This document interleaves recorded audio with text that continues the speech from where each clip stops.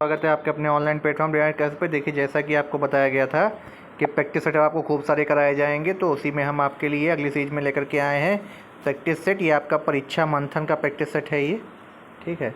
ये आपका परीक्षा मंथन का प्रैक्टिस सेट है ये, और इसमें आपको पूरे 150 क्वेश्चन कराए जाएंगे, ठीक है, सेक्शन वाइज। चलिए देखते हैं। पहला प्रैक्टिस सेट मॉडल नंबर 1 है। अभी ये बुक आपकी आई है बुक स्टॉल पे मार्केट में, तो आप इसको परचेज़ भी कर सकते हैं, पर इसमें हम डिटेल आपको सोल्यूशन देंगे। इन्होंने तो डायरेक्ट आंसर ऐसे आपको दे दिए हैं। क्या दिया गया है? विचारों और भावों की अभिव्यक्ति के लिए किसका प्रयोग किया जाता है? तो देखिए, इसमें आप अगर एलिमिनेट कैसे करेंगे, लिपि तो होगी नहीं, ना ही स्वर होगा, ना वर्ण होगा, भाषा होगी। आप अपने विचार कैसे व्यक्त करते हैं? किसी भाषा के तो ही बताएंगे, चाहे वो इंग्लिश हो, हिंदी हो, तमिल हो, तेलुगु हो, कोई भी हो, ठीक है। देव भाषा किसे कहते हैं? जब भी ऐसा आएगा, संस्कृत को आप याद रखिएगा, मराठी पंजाबी ऐसे ही हट गए, हिंदी नहीं होगी। प्राचीन भारतीय भाषा के रूप में जानी जाती है तो वो संस्कृत ही है। सबसे पुरानी सिटी कौन सी है विश्व की? वाराणसी, याद रखिएगा, काशी, वाराणसी, ठीक है। अगला, खंडित ना होने वाली ध्वनि क्या कहलाती है? जो खंडित नहीं होगी।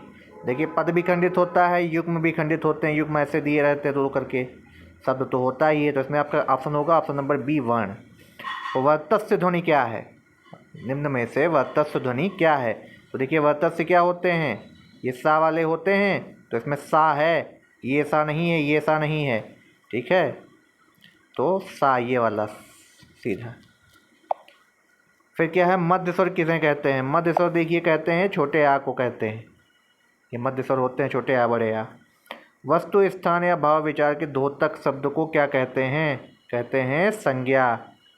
किसी नेम प्लेस के स्थान को व्यक्त करने को। जातिवाचक संज्ञा को आपको चुनना है, तो जातिवाचक देखिए, दुख तो होना नहीं है, भाव है। श्याम क्या है?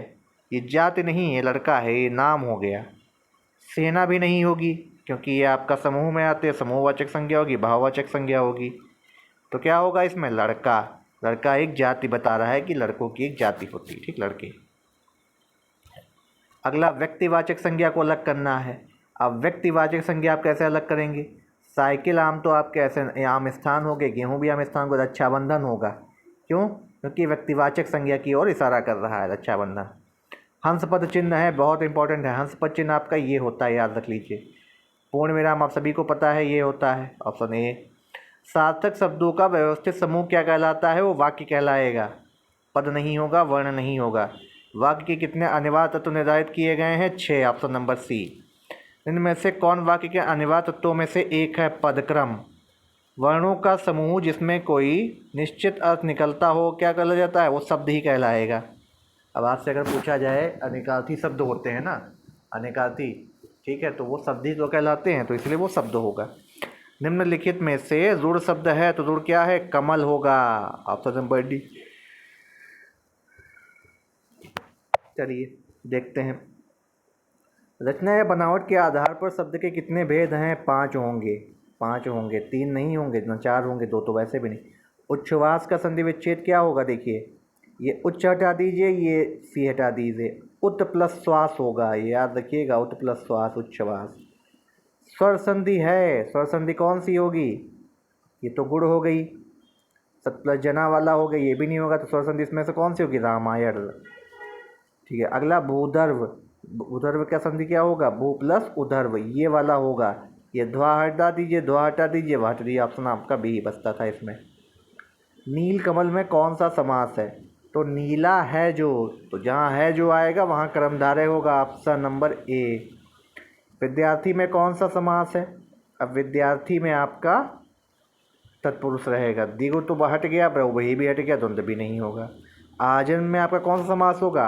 अव्ययी भाव। आजन्म है, आज कल है, दिनाद दिन है, ये सब आपके अव्ययी भाव समास होते हैं। विशिष्ट शब्द किसका पर्यायवाची है? तो विशिष्ट होता है बाण का। खर का पर्यायवाची शब्द नहीं है, खर का पर्यायवाची शब्द आपका इसमें बताया गया है नहीं। तो देखिए, खर किसका होता है? गधे का होता है। खर किसका होता है? गधे का होता है, ठीक है। तो देखिए, गधे का इसमें होगा ऑप्शन, तेज भी होगा, ठीक है। इसमें कौन सा? दुष्ट का नहीं होगा। अगला देखिए क्या दिखा रहा, बता रहा है। कौन सा शब्द घोड़ा का पर्यायवाची नहीं है? तो तुरंग है और बाजी है, शार्दुल नहीं है। शार्दुल आपका शेर का होता है। अब आपको 4 विकल्प दिए गए, उनमें सही शब्द का चयन करना है। भोगी, भोगी का क्या होगा? भोगी का क्या होगा? 4 अलग विकल्प दिए गए तो भोगी का होगा योगी। फौजी और रोगी तो होने से रहा।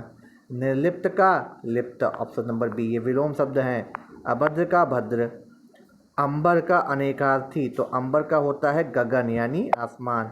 अचल शब्द का अर्थ है स्थिर, तो दूसरा अर्थ क्या होगा? अचल है यानी वो निश्चल है। द्विज का अनेकार्थी नहीं है, तो सिंह का नहीं है। अनियमित के लिए उचित वाक्यांश चुनिए। अनियमित के लिए उचित वाक्यांश क्या होगा? जो नियमानुकूल ना हो, ऑप्शन नंबर बी, अनियमित के लिए। अगला, जिस पर आक्रमण हो, आक्रांत बोलते हैं उसे, ऑप्शन नंबर सी। पृथ्वी, ग्रहों, तारों आदि का स्थान वाक्यांश के लिए क्या होगा? ये होगा आपका अंतरिक्ष, ऑप्शन नंबर बी। वर्तनी लिखी गई है तो सही वर्तनी क्या होगी? अनुग्रहित, ऑप्शन नंबर सी। कौन सा शब्द शुद्ध है? यानी। देखिए उज्ज्वल तो ऐसे लिखा नहीं जाता है, उज्ज्वल आप ऐसे लिखते हैं, तो ये दोनों ही उज्ज्वल गलत हुए, तो द्वंद्व भी इसमें सही नहीं होगा, शुद्ध होगा यानी। ठीक है, शुद्ध शब्द फिर से आपसे पूछा गया है, तो देखिए जिजीविषा जब भी आपको लिखना हो तो ये दो तो हटा ही दीजिए, ये ऐसे लिखा जाएगा, ऑप्शन नंबर बी। काला अक्षर बराबर के लिए क्या होता है? अनपढ़ होना, और कई लोग पढ़े लिखे भी अनपढ़ होते हैं। इसमें क्या है? टूट चाप नहीं जर जुड़े रेसाने, तो इसमें आपका पूछा जा रहा है इसका अर्थ क्या है? तो टूट चाप, तो देखिए टूटा धनुष तो इसमें से होगा नहीं, चिंता छोड़ो भी नहीं होगा। अब आपके 2 ही बच रहे हैं, क्या है?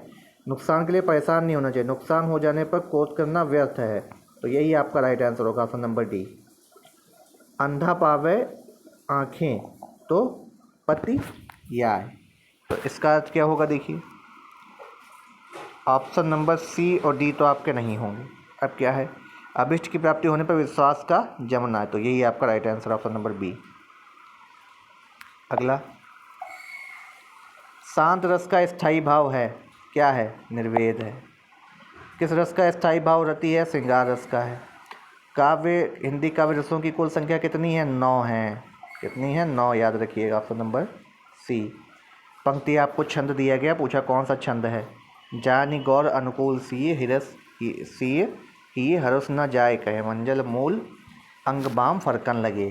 ठीक है, ये आपकी, तो इसमें कौन सा होगा? देखिए इसमें होगा आपका सोरठा। कविता और सवैया तो होने नहीं ना, छप्पे होने।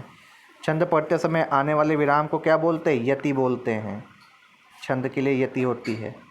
फिर क्या है? कौन सा छंद का प्रकार नहीं है? दृष्टांत नहीं है, चौपाई, सोरठा, दोहा होते हैं। तो पे बारो उर्वासी सुन राधिका सुजान, तू मोहन की उर्वासी समान, कौन सा अलंकार है? तो देखिए यहाँ पे आपको अगर देखेंगे ध्यान से, तो इसमें आपका अलंकार कौन सा होगा? देखिए अब यहाँ पे आपका उर्वशी 2 बार शब्द आया है, तो इसके हर बार अलग है, तो क्या होगा? यमक अलंकार होगा, ऑप्शन नंबर बी। पीपर पात सहिस मन डोला, याद कर लीजिए उपमा, जहाँ पे उपमा की जा रही है। फिर क्या है?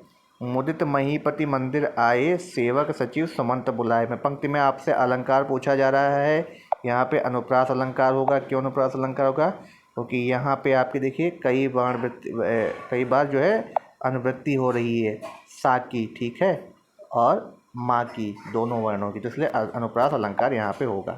तो आपको अगले वीडियो में हम बताएंगे रीजनिंग और आपकी हिंदी। ठीक है, हिंदी आपकी होगी, रीजनिंग और जीके जीएस साथ में रहेगा। चलिए मिलते हैं अगले वीडियो, तो आप सभी से धन्यवाद।